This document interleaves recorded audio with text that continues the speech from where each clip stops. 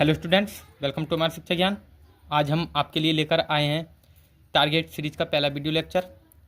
इस target series में आपको क्लास 10 मैथमेटिक्स के 2024 बोर्ड एग्जाम के लिए बहुविकल्पीय प्रश्नों की तैयारी कराई जाएगी और क्लास 10 के सभी सब्जेक्ट का सॉल्यूशन पाने के लिए आप हमारे चैनल को सब्सक्राइब कर सकते हैं और हम आपको क्लास 10 मैथमेटिक्स के सभी विषयों के जो मॉडल पेपर हैं उनको भी हमारे इस चैनल पर सॉल्व कराने वाले हैं। तो चलिए, आज इस सीरीज के तहत टारगेट 2024 MCQ सीरीज के तहत हम 20 बहुविकल्पीय प्रश्नों को सॉल्व करने वाले हैं। तो चलिए, बिना देर किए वीडियो स्टार्ट करते हैं। तो चलिए, बहुविकल्पीय प्रश्न का ये पहला क्वेश्चन आपके सामने है। किन्हीं दो संख्याओं का LCM 60 तथा HCF 3 है। एक संख्या 12 है तो दूसरी संख्या क्या होगी? इसके लिए हमें 4 ऑप्शन दिए गए हैं। पहला ऑप्शन है 20, दूसरा 15, तीसरा 180 और चौथा 36। तो चलिए, इस विकल्प को हम सॉल्व करते हैं। तो जैसा कि आप सभी जानते हैं, जब हमने नंबर सिस्टम पढ़ा था, वास्तविक संख्याओं के बारे में जब हमने पढ़ा था, तो हमने सीखा था कि LCM HCF और दो संख्याओं के बीच में एक रिलेशन होता है, जो कि होता है कि दोनों संख्याओं का गुणनफल यानी N1 × N2 बराबर HCF × LCM। अब यहाँ पर हमें एक संख्या दे रखी है, एक संख्या हमें दी है 12 और दूसरी संख्या हमसे निकलवा रहा है, और HCF हमें इसके लिए दे रखा है 3 और LCM हमको दिया है दोनों संख्याओं का 60।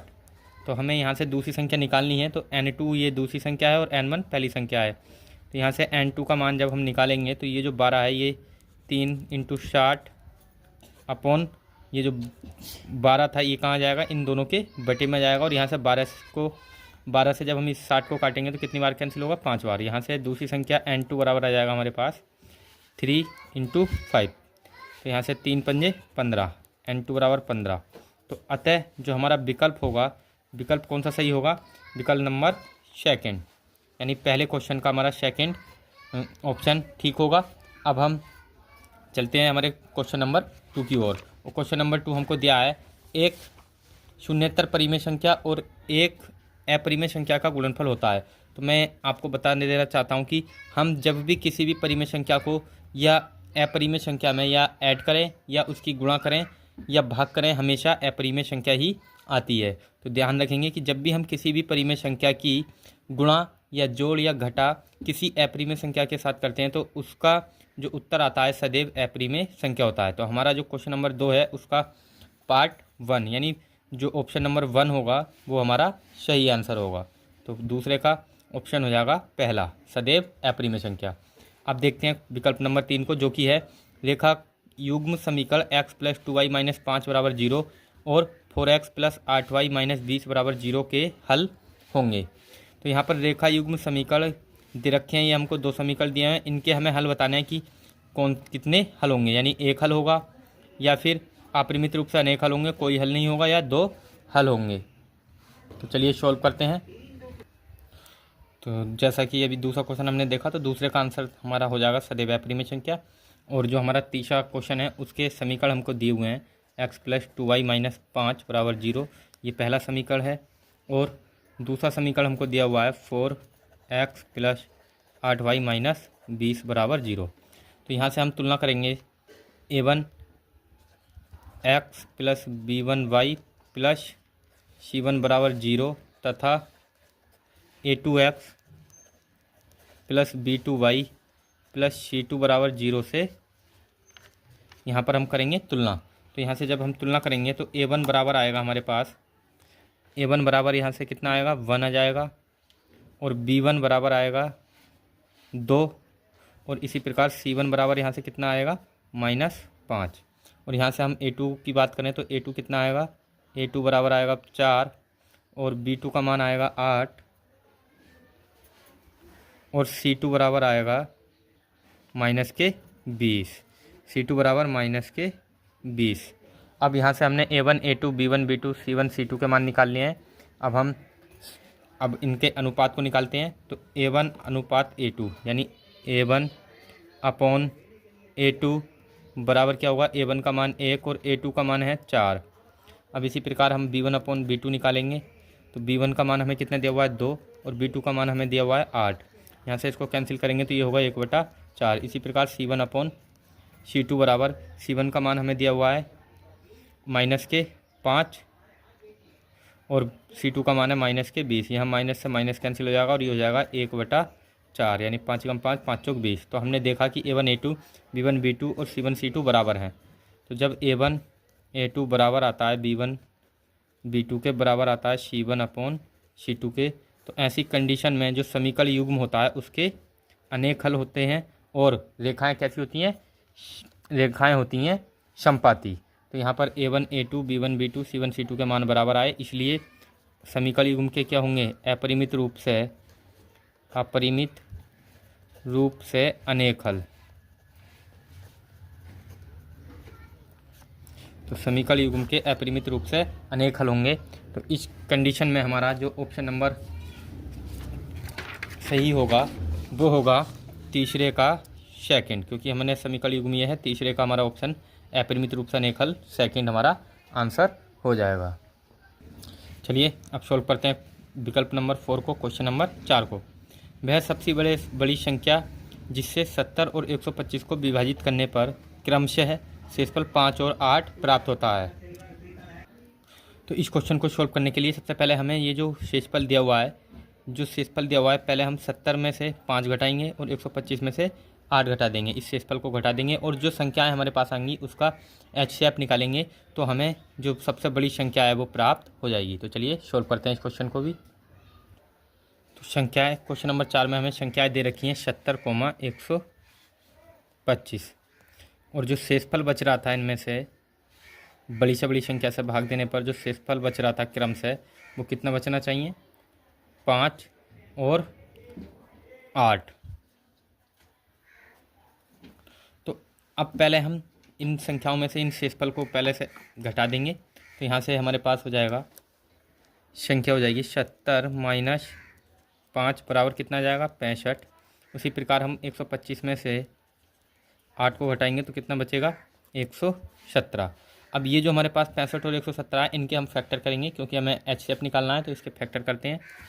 जब हम 65 के फैक्टर करेंगे तो ये 1 से डिविजिबल है और यहाँ पर ये कितने से, 5 से और 13 से। अब 117 कितने से कटेगा, 117 1 से कटेगा, 3 से कटेगा, 9 से और 13 से। अब यहाँ पर जो हमारा HCF होता है, HCF क्या होता है, जो भी फैक्टर हमारा कॉमन होता है वही हमारा HCF होता है। तो यहाँ पर कॉमन क्या है, 13 यहाँ पर कॉमन है, तो अतः HCF होगा HCF 65, 117 बराबर कितना आया, 13। और यही वह बड़ी से बड़ी संख्या है जिससे हम अगर 70 और 125 में भाग देंगे तो शेषफल 5 और 8 बचेगा। तो चलिए ऑप्शन नंबर हमारा कौन सा सही होगा, चौथे का हो जाएगा ऑप्शन नंबर फर्स्ट, 13। अब 5वां क्वेश्चन है, 3 के प्रथम 5 गुणजों का योग है। तो हमें 3 के प्रथम 5 गुणजों का योग बताना है। ऑप्शन दिए हैं हमें, ऑप्शन आप देख लीजिए। तो चलिए सॉल्व करते हैं इसको। तो सबसे पहले हम 3 के प्रथम 5 गुणजों को लिख लेते हैं। 3 के प्रथम 5 गुणज होंगे 3, 6, 9, 15 और 12। चौथा गुणज रह गया, ये चौथा है और ये 5वां गुणज है 15। तो यहाँ पर अब हम इनको ऐड करेंगे तो 3 और 6 9, 9 और 9 18, 18 और 15 हो जाएगा 33, 33 और 12 45। तो हमारा जो 3 के प्रथम 5 गुणज हैं उनका जो सम होगा, योग होगा, वो होगा 45। और ऑप्शन नंबर हमारा तीसरे का हो जाएगा, 5वें का हो जाएगा फर्स्ट, 45। अब देखते हैं क्वेश्चन नंबर 6 को। और क्वेश्चन नंबर 6 हमको दिया हुआ है कि द्विघात समीकरण 2x² - 4x + 3 = 0 के बारे में निम्न कथनों पर विचार कीजिए। हमें 4 कथन दिए गए हैं, हमें इन कथनों में से देखना है कि कौन सा कथन सही है और कौन सा गलत है। फिर इसके बाद में हमें इधर 4 विकल्प दिए गए हैं और इन विकल्पों में से हमें जो भी कथन सही हैं उसी के अकॉर्डिंग यहाँ पर विकल्प चुनना है। तो चलिए देखते हैं कौन कौन से कथन हमारे उचित बैठते हैं। पहला विकल्प कथन दिया गया है हमको कि दिए गए समीकरण के विविक्तर 0 से कम है। दूसरा विकल्प दिया है समीकरण के कोई मूल वास्तविक नहीं है। तीसरा कथन है समीकरण के विविक्तर 0 है। चौथा कथन दिया है हमको समीकरण के मूल वास्तविक हैं। तो चलिए अब इन चारों कथनों में से कौन सा कथन सत्य है हम इसको अपने सॉल्यूशन के माध्यम से देखते हैं। तो चलिए स्टार्ट करते हैं इसका सॉल्यूशन। समीकरण हमें दिया हुआ है 2x² - 4x + 3 = 0।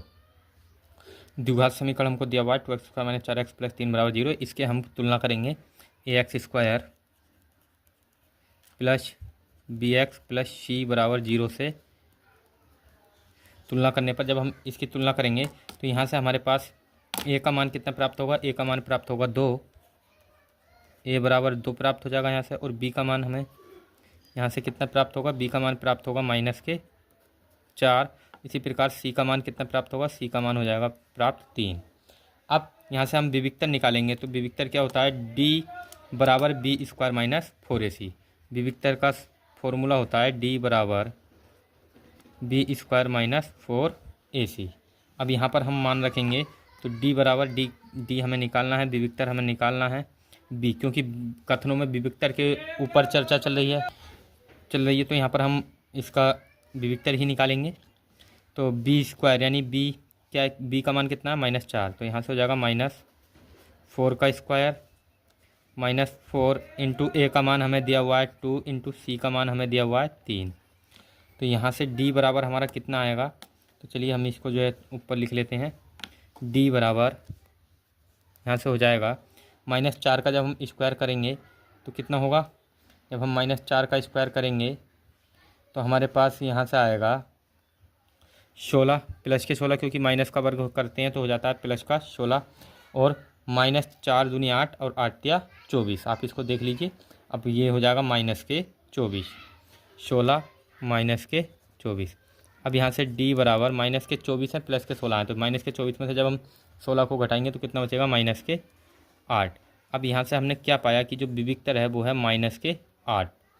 तो जब विविक्तर छोटा हो यानी कम हो 0 से, जब विविक्तर 0 से कम होता है, क्योंकि यहाँ पर विविक्तर 8 है माइनस का वो भी, तो -8 0 से कम है, तो इसका मतलब विविक्तर 0 जो है 0 से छोटा है। और जब विविक्तर 0 से छोटा होता है तो ऐसी कंडीशन में अतः मूल काल्पनिक होंगे। जब विविक्तर 0 से छोटा होता है तो मूल काल्पनिक होते हैं। अब जब मूल काल्पनिक हैं और विविक्तर 0 से छोटा है, तो अब हम देखते हैं अपने कथनों को। तो हमें से कथनों में क्या कहा गया था, आप इसको देख लीजिए एक बार फिर से। ये सॉल्यूशन हमने कर लिया है और कथन हमको दिए गए थे कि दिए गए समीकरण के विविक्तर 0 से कम है, तो d का मान -8 आया जो कि 0 से कम है। तो पहला ऑप्शन हमारा क्या हो जाएगा, पहला कथन सत्य है। और दूसरा कथन समीकरण के कोई मूल वास्तविक नहीं है, बिल्कुल ठीक बात है, क्योंकि समीकरण के मूल कैसे आए हैं, काल्पनिक आए हैं, इसलिए इसका वास्तविक मूल नहीं है। तो पहला और दूसरा कथन दोनों सत्य हो जाते हैं। अब तीसरे कथन को देखते हैं। समीकरण के विविक्तर 0 है, तो समीकरण का विविक्तर 0 नहीं है, 0 से कम है, तो ये ऑप्शन गलत हो जाता है। और चौथा, समीकरण के मूल वास्तविक हैं, तो समीकरण के मूल काल्पनिक हैं, इसलिए ये ऑप्शन भी गलत हो जाएगा। अब हम देखते हैं हमारे जो ऑप्शन दिए गए हैं वो क्या हैं, यानी पहला और दूसरा कथन सही है हमारा। तो यहाँ से हमारा पहला ऑप्शन दिया हुआ है कि ए और बी सही है, यानी कथन पहला और दूसरा जो है वो सही है। तो यहाँ पर पहला और दूसरा कथन ही सही है, ऑप्शन नंबर इसका फर्स्ट सही होगा। तो अब हम बढ़ते हैं हमारे क्वेश्चन नंबर 7 की ओर। और क्वेश्चन नंबर 7 आपके सामने ये लिखा हुआ है कि AOBC एक आयत है जिसके 3 शीर्ष A 0,3, O 0,0 और B 5,0 हैं। इसका विकर्ण हमें ज्ञात करना है और ऑप्शन दिए गए हैं इसके लिए हमें 4। तो चलिए हम इस क्वेश्चन को जो है नोट कर लेते हैं और आपको सॉल्व कराते हैं। हमसे प्रश्न में कहा गया है कि AOBC एक आयत है।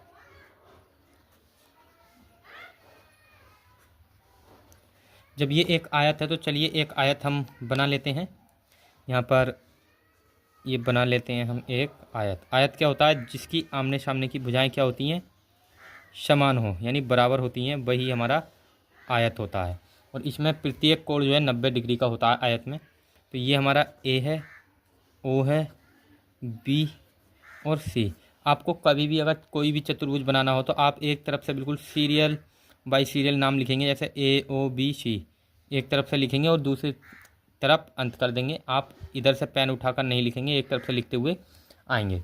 अब ए के निर्देशांक हमें क्या दिए हैं, ए के निर्देशांक हमको दे रखे थे 0,3, तो इसके निर्देशांक हम यहाँ लिख देते हैं। ए के निर्देशांक 0,3, ओ के निर्देशांक हमको दे रखे हैं 0,0, यानी ओ के निर्देशांक हैं 0,0, और बी के निर्देशांक हमको दिए हैं 5,0, 5,0। तो ये हमने इनके निर्देशांकों को लिख लिया है। अब हमें बताना है इसके विकर्ण को, और विकर्ण यहाँ पर सी का कोई निर्देशांक नहीं है, तो हम यहाँ पर जो है ओ सी जो विकर्ण है ओ सी भी, लेकिन ओ सी में सी का निर्देशांक नहीं है, तो इसलिए हम ओ सी को नहीं लेकर हम विकर्ण लेंगे ए बी, और इस विकर्ण की लंबाई हमें बतानी है ए बी की। तो ए बी जब दो बिंदु होते हैं और ये जो है ए बी दो बिंदुओं के बीच की दूरी है, तो दो बिंदुओं के बीच की दूरी का फॉर्मूला क्या होता है, दो बिंदुओं के बीच की दूरी है ए बी, और दो बिंदुओं के बीच की दूरी का फॉर्मूला हम यहाँ पर अप्लाई करेंगे, तो क्या होता है x2 माइनस x1 का whole square plus y2 minus y1 का होल स्क्वायर। अब चलिए हम यहाँ पर जो हमारे x1 x2 हैं, ये जो पॉइंट है हमारा, ये होगा x1, ये y1, और ये होगा हमारा x2 और ये y2। तो चलिए रखते हैं हम मान यहाँ पर।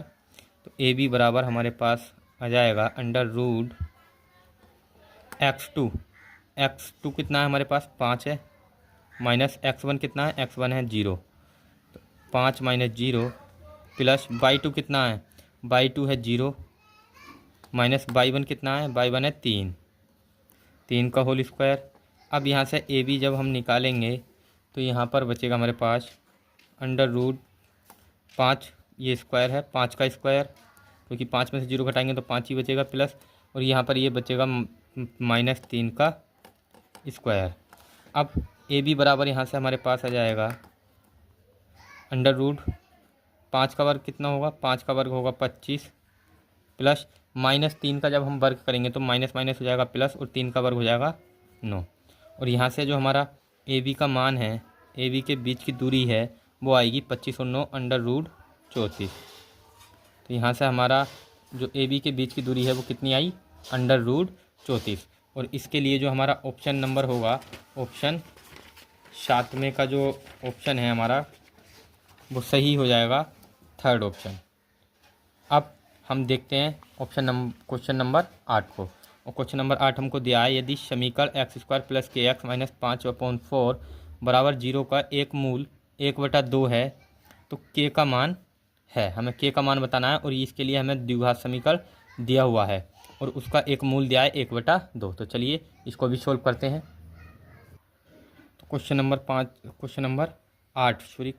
8 में हमें द्विघात समीकरण दिया हुआ है x² प्लस के एक्स माइनस 5/4 बराबर 0, और इसका एक मूल दे रखा है। मूल क्या होता है, x का ही मान होता है, x बराबर दे रखा है हमें 1/2, यानी ये एक मूल है, और जो मूल होता है हमारा वो x का मान होता है। तो अब हम इस x के मान, x की जगह यहाँ पर 1/2 रखेंगे, x का मान रखेंगे, तो यहाँ से ये हो जाएगा 1/2 का square plus k into x की जगह 1/2 माइनस 5/4 बराबर 0। अब 1 का वर्ग करेंगे 1, और 2 का वर्ग होगा 4 प्लस k/2 और माइनस के 5/4 बराबर 0। अब इस 1/4 को और 5/4 को इधर को लेके जाएंगे तो यहाँ पे बचेगा k/2 बराबर, ये माइनस का 5/4 है, दूसरी साइड जाएगा बराबर के, तो काय में जाएगा, प्लस में जाएगा, और ये हो जाएगा k बराबर के 5/4। अब यहाँ से ये जो 1/4 है ये दूसरी साइड लेके जाएंगे तो ये जाएगा माइनस में, और ये हो जाएगा माइनस के 1/4। अब यहाँ से हम इसका एलसीएम लेंगे तो ये होगा k/2 बराबर, एलसीएम हमारे पास आ गया 4, और ये हो जाएगा 5 - 1, और k/2 बराबर यहाँ से बचेगा 4/4, और 4 से 4 को कैंसिल करेंगे तो ये एक बार कैंसिल हो जाएगा, और अब हम इस 2 की गुणा 1 से करेंगे तो k का मान हमारे पास आ जाएगा 2। तो इस प्रकार जो विकल्प नंबर 8 है वो हमने सोल्व कर लिया, और उसमें k का मान हमें कितना प्राप्त हुआ है 2, और इस प्रकार हमारा जो ऑप्शन नंबर होगा 8 में का वो सही होगा फर्स्ट। तो 8 में का फर्स्ट ऑप्शन सही होगा। अब देखते हैं विकल्प नंबर 9 को, जो कि है दो त्रिभुज समरूप होते हैं, इसके लिए ऑप्शन दिए गए हैं यदि इनके संगत कोण बराबर हों।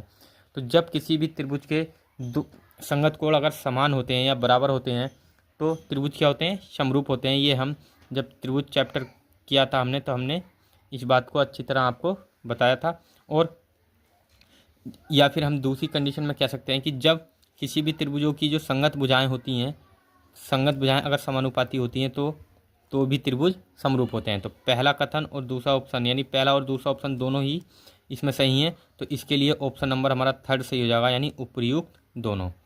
तो त्रिभुज समरूप होते हैं कब, जब ये दोनों बातें हमारी फिट बैठती हैं। तो यानी ऑप्शन नंबर नंबर का कौन सा हो जाएगा, थर्ड। चलिए क्वेश्चन नंबर 9 का हमने 9 को भी सॉल्व कर लिया है। अब हम देखते हैं क्वेश्चन नंबर 10 को। क्वेश्चन नंबर 10 हमें दिया है, यदि एक समकोण त्रिभुज ABC में कोण C बराबर 90 डिग्री, AC बराबर 3 सेमी और BC बराबर 4 सेमी है, तो बिंदु C से जाने वाली माध्यिका की माप है। त्रिभुज ABC में कोण C 90 डिग्री है, AC 3 सेमी है और BC 4 सेमी है। तो चलिए सॉल्व करते हैं इस क्वेश्चन को। तो क्वेश्चन नंबर 10 में हमसे कहा गया कि त्रिभुज ABC क्या है, एक समकोण त्रिभुज है। तो हम एक समकोण त्रिभुज बना लेते हैं। ये हमने एक समकोण त्रिभुज बना लिया है और जिसमें हमारा जो एंगल C है वो क्या है, समकोण है। और यहाँ पर हमारा A है और ये B है। अब यहाँ पर हमसे कहा गया है कि AC जो है वो 3 सेंटीमीटर है और BC हमको दे रखी है 4 सेंटीमीटर। तो बिंदु C से जाने वाली माध्यिका, तो यहाँ से हम C बिंदु है और इससे होकर जाने वाली एक माध्यिका खींचेंगे, मीडियन खींचेंगे। तो यहाँ से ये ऑप्शन हमारा होगा D, या बिंदु हम क्या मानेंगे इसको, D। अब यहाँ से ये जो हमारे पास AB है, AB को ये 2 बराबर भागों में बांट देगी, यानी AB बराबर होगा यहाँ पर AD बराबर होगा 1/2 AB के, या A यहाँ पर कौन सा है हमारा, BD बराबर होगा 1/2, यानी AD जो है आधी होगी पूरी AB की, या फिर हम कह सकते हैं क्योंकि ये मीडियन है, और या फिर हम कह सकते हैं कि BD जो है आधी होगी किसकी, AB की। अब जब ये आधी आधी के बराबर हैं तो हम इस प्रकार ये भी कह सकते हैं कि AD बराबर होगी BD के। तो इन तीनों में से हमें जिसकी भी ज़रूरत पड़ेगी हम अपने ज़रूरत के अकॉर्डिंग यहाँ से हम उसी मान को ले लेंगे। अब यहाँ से हम सबसे पहले त्रिभुज ABC में जो है पाइथागोरस प्रमेय लगाएंगे। तो त्रिभुज ABC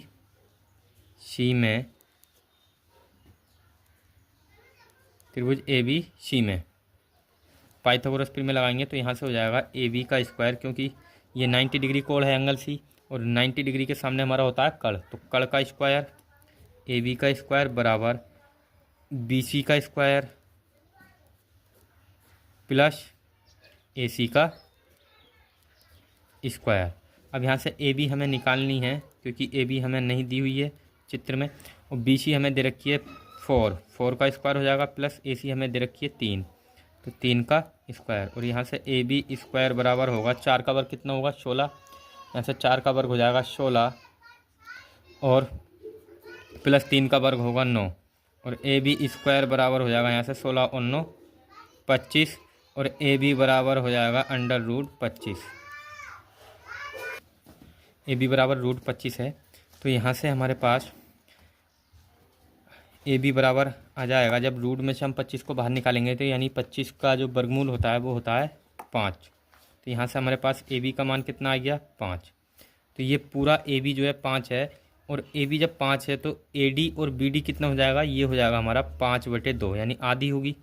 तो AD और BD क्या होंगी, दोनों बराबर हैं और ये AB की आधी हैं, तो इसलिए 5/2 हमारा मान हो जाएगा। अब यहाँ से हम पाइथागोरस प्रमेय लगाएंगे इन छोटे वाले त्रिभुजों में, यानी या तो हम ACD में पाइथागोरस प्रमेय लगा देंगे या BCD में।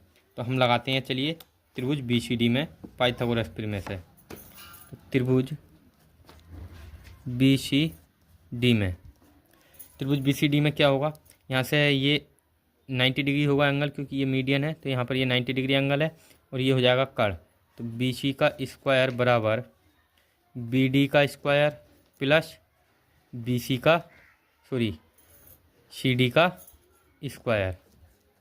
अब BC हमें दे रखी है कितनी, 4, तो ये 4 का स्क्वायर बराबर BD हमें कितनी दे रखी है, BD दे रखी है हमने अभी निकाली BD 5/2 का स्क्वायर प्लस सी डी हमें यहाँ से प्राप्त करनी है, क्योंकि हमें माध्यिका की लंबाई ही ज्ञात करनी है, जो सी डी हमारी क्या है, माध्यिका है। तो यहाँ पर 4 का वर्ग कितना हो जाएगा, 4 का वर्ग हो जाएगा 16, और ये माइनस इधर को लेकर आ रहे हैं हम, दूसरी साइड लेकर आएंगे तो 5 का वर्ग होगा 25, और 2 का वर्ग 4, उधर बचेगा हमारे पास बराबर सी डी स्क्वायर।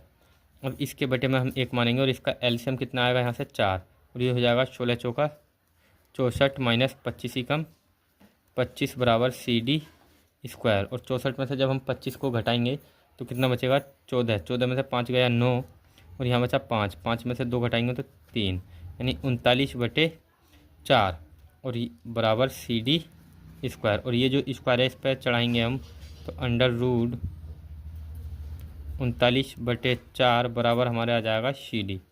अब यहाँ से 4 तो अंडर रूट में है, तो इसका मान इसको ये तो 1/2 बाहर बन के आ जाएगा, क्योंकि 4 का वर्गमूल कितना होता है 2, और रूट में हमारे पास है 39 बराबर सी डी। अब सी डी हमारे पास आ गई अंडर 1/2 अंडर रूट 39। अब अंडर रूट 39 का पहले हम निकालेंगे वर्गमूल, तो अंडर रूट 39 का वर्गमूल निकालते हैं। तो यहाँ पर अंडर रूट 39 का जब आप वर्गमूल निकालेंगे तो यहाँ से आप पाएंगे कि अंडर रूट 39 का जो वर्गमूल है वो होगा 6.2 के समथिंग में, और बराबर सी डी। अब जब आप इस 2 से इसको कैंसिल करेंगे तो ये आएगा 3.1 बराबर सी डी। तो यहाँ से जो हमारा सी डी है, सी डी का मान कितना आया 3.1 के समथिंग में हमको मिला है। तो हमारा जो ऑप्शन होगा दसवें का ऑप्शन नंबर कौन सा सही होगा, तो यहाँ से आप देख लीजिए, यहाँ पर 2 से हमने काटा है 3.1, सी डी का मान 3.1 सेंटीमीटर आया है, और ऑप्शन नंबर हमारा कौन सा सही हो जाएगा, यहाँ से लगभग में 3 के जो है आसपास है मान, तो हमारा ऑप्शन नंबर 10वें का होगा सेकेंड। 11वां विकल्प हमको दिया है, यदि sine theta minus cos theta बराबर 0 है तो साइन की घात 4 थीटा प्लस कोस की घात 4 थीटा का मान होगा। तो चलिए सॉल्व करते हैं हमें इस विकल्प को भी। तो विकल्प नंबर हमारा 11वां है, और इसमें हमको दिया है sine theta minus cos theta बराबर 0 है। तो यहाँ से हम क्या करेंगे, यहाँ से कोस थीटा माइनस का इसको दूसरी साइड लेके जाएंगे तो ये हो जाएगा प्लस का, यानी हो जाएगा साइन थीटा बराबर कोस थीटा। अब ये जो कोस थीटा है इसके गुणा में अगर हम 1 मान लें, क्योंकि हर संख्या के गुणा में 1 होता है, तो 1 मानने से गुणा में कोई फर्क नहीं पड़ रहा, और ये कोस थीटा आएगा इसके डिवाइड में, यहाँ से हो जाएगा sine theta upon cos theta बराबर 1, उधर बचेगा 1 क्योंकि गुणा की संख्या बटे में आएगी, तो साइन थीटा के बटे में आ गया ये। अब sine theta upon cos theta होता है टेन थीटा, टेन थीटा बराबर हो जाएगा 1।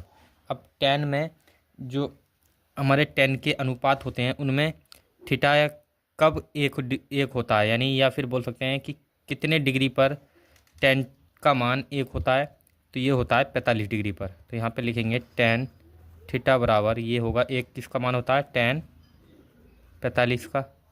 अब टेन से ये टेन कैंसिल हो जाएगा, और यहाँ से हमारे पास आ जाएगा थीटा बराबर 45, यानी थीटा का मान आ गया हमारे पास 45 डिग्री। अब हमें मान निकालना है साइन की घात 4 थीटा प्लस कोस की घात 4 थीटा का। तो यहाँ से हम थीटा की जगह रखेंगे 45, तो ये हो जाएगा साइन की घात 4 45 डिग्री प्लस कोस की घात 4 45 डिग्री। अब साइन 45 का मान होता है 1/√2, और इसकी घात 4 है, तो साइन की घात 4 है तो इसकी भी घात हो जाएगी 4, प्लस कोस 45 का भी मान कितना होता है 1/√2, यानी 1/√2, और इसकी भी घात हो जाएगी 4। अब यहाँ से एक का घात जब हम 4 बार करेंगे तो 1 आएगा, और जब हम √2 की घात 4 करेंगे तो इसका आंसर आएगा 2, यानी √2 की गुणा √2 से तो 2, और 2 दूनी 4, यहाँ से 4 बन जाएगा, प्लस इसी प्रकार ये भी 1/4 हो जाएगा। अब यहाँ से हम इसका एलसीएम अगर लें तो इसका एलसीएम कितना आएगा, इसका एलसीएम आएगा 4, और ये हो जाएगा 1 और 1 2, और यहाँ से हम इसको काटेंगे तो 1/2 इसका हमारा उत्तर आ जाएगा, यानी हमें आंसर प्राप्त हो जाएगा। तो हमारा क्वेश्चन नंबर 11वें का जो ऑप्शन नंबर होगा वो सही होगा थर्ड, क्योंकि 1/2 हमारा सही उत्तर है। तो क्वेश्चन नंबर 11वां भी सोल्व कर लिया। अब हम देखते हैं 12वें को। क्वेश्चन नंबर 12वां दिया है साइन 2a बराबर 2 साइन a है तब सत्य होता है जबकि a बराबर है। तो हमें a का मान निकालना है। जब हमें साइन 2a बराबर 2 साइन a दिया है तो हमें a का मान बताना है। तो चलिए सोल्व करते हैं इस विकल्प को भी। हमें दिया है कि साइन 2a बराबर 2 साइन a। तो अब हम इसको सोल्व करेंगे ऑप्शन के द्वारा। तो पहला ऑप्शन हम ले लेते हैं 0 डिग्री। तो हम 0 डिग्री यहाँ पर एक ही जगह रखेंगे। तो यदि पहला ऑप्शन क्या है हमारा, पहला ऑप्शन है 0 डिग्री। तो यहाँ पर हम a का मान एक ही जगह रखेंगे। तो ये हो जाएगा साइन 2a यानी साइन 2 इंटू a की जगह 0 डिग्री बराबर 2 साइन a की जगह 0 डिग्री। अब साइन 2 की गुणा 0 से करेंगे तो ये हो जाएगा 0 डिग्री और बराबर 2 साइन 0 का मान होता है 0 और साइन 0 का मान यहाँ पर भी क्या हो जाएगा 0 हो जाएगा और यहाँ पर आ जाएगा 0 बराबर 2 की गुणा 0 से करेंगे तो 0। तो जो हमारा ऑप्शन नंबर पहला है इसमें वो बिल्कुल सही बैठ रहा है क्योंकि यहाँ पर दोनों साइडें बराबर आई हैं और इसलिए हम कह सकते हैं कि जो साइन 2a बराबर है 2 साइन a ये सत्य होगा किसके लिए 0 डिग्री के लिए। तो हमारा ऑप्शन पहला ही सही होगा। तो चलिए हमने 12वें विकल्प को भी सोल्व कर लिया है। अब हम सोल्व करते हैं विकल्प नंबर 13 को। और 13वां विकल्प हमको दिया है यदि 4 tan थीटा बराबर 3 है तो 4 sine theta minus cos theta upon 4 sine theta plus cos theta बराबर है। तो चलिए इसको भी हम निकालते हैं, इसका भी सोल्यूशन करते हैं। तो यहाँ पर दिया है हमें 4 tan थीटा बराबर 3। तो यहाँ पर ये जो 4 है ये इसके डिवाइड में जाएगा और ये हो जाएगा tan थीटा बराबर 3/4। अब यहाँ से हम एक कंडीशन अप्लाई कर सकते हैं कि भाई tan थीटा जो है वो हमारा क्या होता है, tan थीटा बराबर होता है sine theta upon cos theta बराबर 3/4। अब हम यहाँ से मानेंगे कि माना साइन थीटा बराबर 3x मान लेते हैं और यहाँ पर ये कोस थीटा बराबर मान लेंगे हम 4x, क्योंकि ये अनुपात में तो हमने अनुपात में ये यहाँ पर मान लिया कि साइन थीटा बराबर 3x है और कोस थीटा बराबर 4x है। अब ये जो हमें जिसका मान निकालना है यानी जो भी हमें दिया हुआ था उसको लिख लेते हैं। यहाँ पर दिया है हमें 4 sine theta minus cos theta upon 4 sine theta plus cos theta. हमें इसको बताना है कि ये किसके बराबर होगा। तो चलिए अब यहाँ पर आगे को हम इसका मान रखते हैं, सोल्व करते हैं। जब हम इसको आगे को सोल्व करेंगे तो यहाँ से 4 ऐसे ही रहेगा इंटू साइन थीटा हमने क्या माना है, साइन थीटा की जगह रखेंगे हम 3x माइनस कोस थीटा की जगह हम रखेंगे 4x अपॉन ये 4 ऐसे ही रहेगा और साइन थीटा की जगह हम रखेंगे साइन थीटा की जगह 3x प्लस कोस थीटा की जगह हम क्या रखेंगे, कोस थीटा की जगह रखेंगे 4x। अब इसको आगे को सोल्व करेंगे हम तो ये हो जाएगा 4 तिया 12x। तो यहाँ से हम इसको यहाँ पर लिख लेते हैं 12x और माइनस के 4x। तो ये हो जाएगा माइनस 4x अपॉन 4 तिया 12x प्लस का 4x, 4 तिया 12x प्लस के 4x। अब यहाँ से 12 में से जब हम 4 को घटाएंगे, अब यहाँ से 12 में से जब हम 4x को घटाएंगे तो यहाँ से बचेगा 8x और 12x और 4x को जोड़ेंगे तो 16x। यहाँ पर x से x कैंसिल हो जाएगा और यहाँ पर हमारे पास बचेगा 8/16। अब यहाँ पर हम इसको 8 से जब भाग देंगे काटेंगे तो 8 का 8 और 8 दूनी 16। तो जो हमारा क्वेश्चन था क्वेश्चन नंबर 13 उसका जो उत्तर हमें प्राप्त हुआ यहाँ पर प्राप्त हुआ 1/2। तो हमारा क्वेश्चन नंबर 13 का जो ऑप्शन नंबर होगा वो होगा 3rd। तो चलिए अब हम देखते हैं क्वेश्चन नंबर 14 को, जो कि है sec a plus tan a। ये पूरा ब्रैकेट में बंद है यानी मल्टीप्लाई में है और ये है वन माइनस साइन ए का मान होगा। तो चलिए इसको भी हम सॉल्व कर लेते हैं। हमें इसके लिए ऑप्शन दिए हुए हैं sec A, sine A, cosec A और कोस ए। हमें दिया गया है sec A plus ten A, bracket में बंद है ये, और ये वन माइनस साइन ए का मान हमें बताना है। तो हम इसको क्या करेंगे, पहले हम इसको बदल लेंगे साइन और कोस में। तो यहाँ पर हो जाएगा ये सेक किसका उल्टा होता है, कोस का। तो यहाँ से हो जाएगा वन अपॉन कोस ए प्लस टेन ए को हम लिख सकते हैं साइन ए अपॉन कोस ए। ये ब्रैकेट में बंद है, ऐसे ही हम इसको ऐसे ही रहने देंगे वन माइनस साइन ए, क्योंकि ये पहले से ही साइन और कोस में लिखा हुआ है। तो अब यहाँ पर इसका एलसीएम देख लेंगे, तो यहाँ से कोस ए इसका एलसीएम आ रहा है, तो एलसीएम कोस ए और ये लिख जाएगा हमारा वन प्लस साइन ए। अब यहाँ पर ये वन माइनस साइन ए इसके गुणा में है, अब इसकी गुणा आपस में करेंगे तो ये हो जाएगा वन माइनस साइन स्क्वायर ए, वन माइनस साइन स्क्वायर ए अपॉन कोस ए। अब वन माइनस साइन स्क्वायर ए बराबर एक आइडेंटिटी होती है जो कि होती है साइन स्क्वायर पर प्लस कोस स्क्वायर बराबर वन। तो उसके अकॉर्डिंग यहाँ पर आ जाएगा हमारे पास कोस स्क्वायर ए अपॉन कोस ए। अब इस कोस ए से हम इस स्क्वायर को काट देंगे और यहाँ पर हमारा उत्तर आ जाएगा कोस ए। तो जो हमारा क्वेश्चन नंबर 14 है उसका ऑप्शन होगा कोस ए। तो कोस ए कौन से ऑप्शन में है, ऑप्शन नंबर 4 में। तो क्वेश्चन नंबर 14 भी हमने सोल्व कर लिया। अब हम देखते हैं क्वेश्चन नंबर 15 को।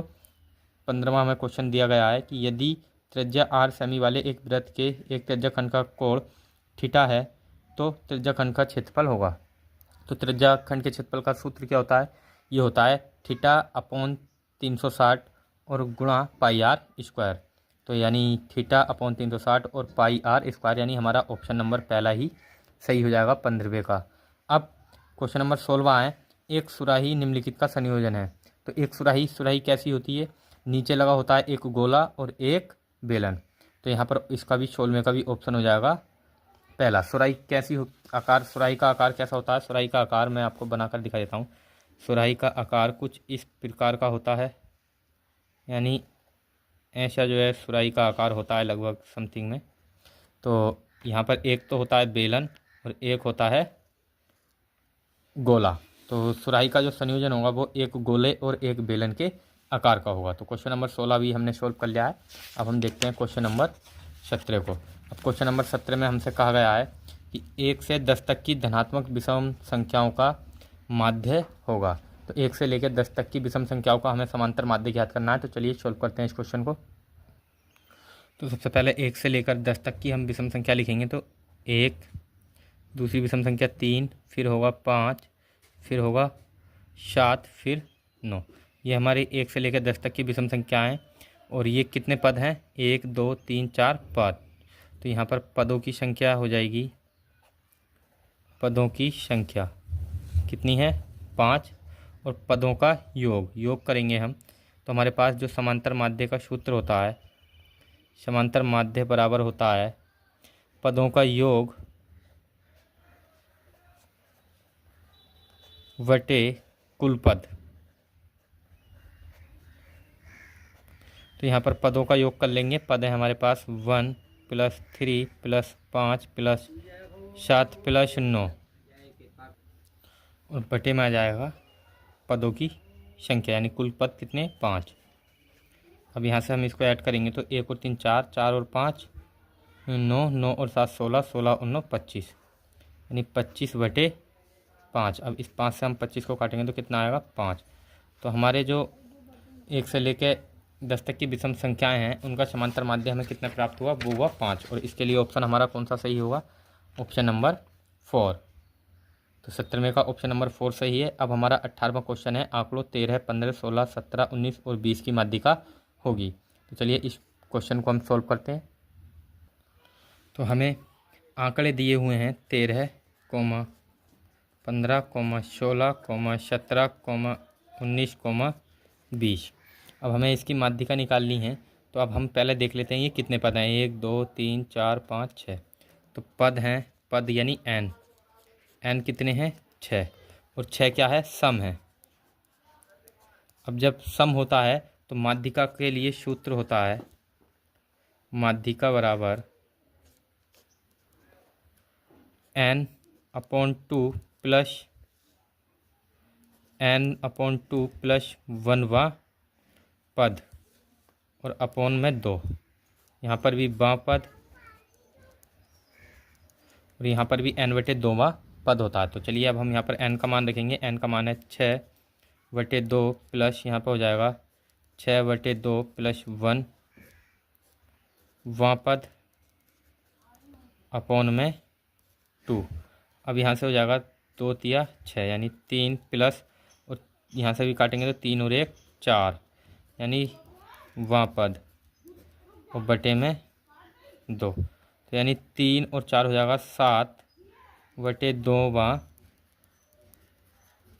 पद।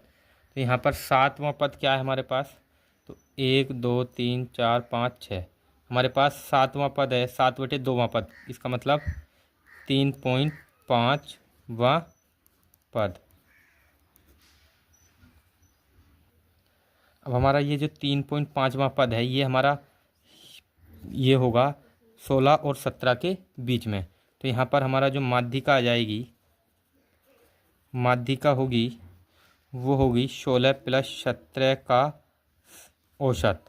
तो यहाँ पर 16 और 17 का हम औसत निकालेंगे तो 16 प्लस 17 कितना हो गया 33/2। तो हमारा ऑप्शन नंबर होगा कौन सा 33/2 यानी 98 का ऑप्शन नंबर हो जाएगा हमारा थर्ड।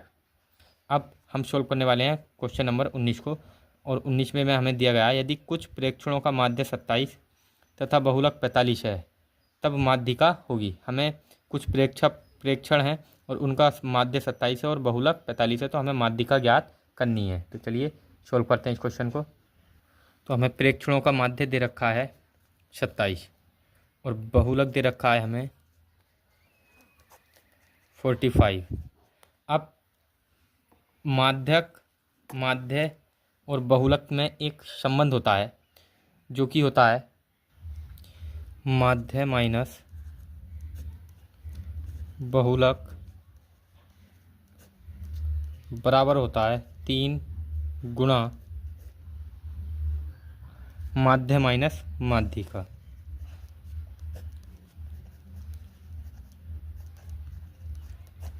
तो आप इस संबंध को ध्यान रखेंगे, माध्य माइनस बहुलक बराबर 3 गुणा माध्य माइनस माध्यिका। तो यहाँ पर हमें माध्य दे रखा है 27 माइनस बहुलक हमें दिया है 45 बराबर 3 गुणा माध्य हमें दे रखा है यहाँ पर 27 और माध्यिका हमें निकालनी है।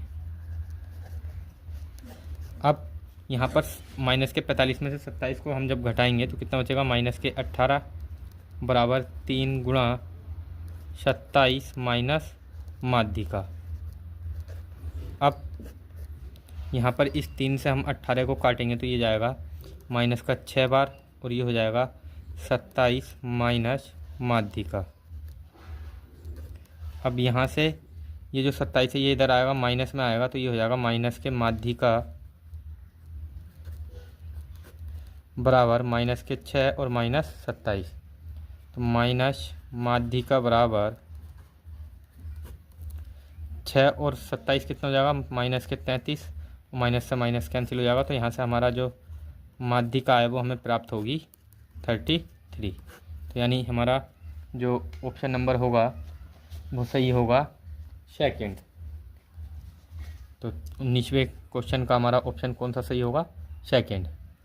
अब हमें क्वेश्चन नंबर 20 दे रखा है कि एक पासे को फेंका जाता है तो 3 से छोटी एक विषम संख्या आने की प्रायिकता है। एक पासे को फेंका जाता है तो 3 से छोटी एक विषम संख्या आने की उसमें हमें प्रायिकता ज्ञात करनी है। तो चलिए इस क्वेश्चन को भी हम सोल्व कर लेते हैं और ये हमारा आज का जो टारगेट सीरीज है उसका अंतिम क्वेश्चन है। तो एक पासा है और पासे को जब हम उसमें कितनी संख्या होती है, कुल परिणाम कितने होते हैं, कुल संख्या होती हैं 6। तो यानी उसके कुल परिणाम हो गए 6 और जो हमारा अनुकूल परिणाम है, अनुकूल परिणाम का मतलब यानी कितना, यानी 3 से छोटी विषम संख्या क्या होती है, 1 होता है पासे में, 2 होता है, 3 होता है, 4 होता है, 5 होता है और 6। तो 3 से छोटी विषम संख्या क्या है? 1 है। केवल एक ही ऐसी संख्या है जो 3 से छोटी है। तो अनुकूल परिणाम कितने हो गए? 1। अब जो हमारी प्रायिकता आएगी, प्रायिकता यहाँ से हो जाएगी अनुकूल परिणाम बटे कुल परिणाम। तो यहाँ से अनुकूल परिणाम है हमारे पास 1 और कुल परिणाम कितने हैं? 6। तो जो प्रायिकता होगी वो होगी 1/6। तो चलिए हमने 20वें विकल्प को भी सोल्व कर लिया है और इसका ऑप्शन नंबर फर्स्ट सही होगा। तो मुझे उम्मीद है कि ये जो मैंने आपको आज ये टारगेट सीरीज का पहला पार्ट आपको सोल्व कराया है, 20 विकल्प सोल्व कराए हैं, ये आपको बहुत ही अच्छे समझ में आ चुके होंगे और ये आपको आपके बोर्ड एग्ज़ाम 2024 में बहुत ही हेल्पफुल साबित होने वाले हैं। और यदि आपको ये वीडियो अच्छा लगा हो तो प्लीज़ लाइक, शेयर और सब्सक्राइब करना ना भूलें। Thanks for watching.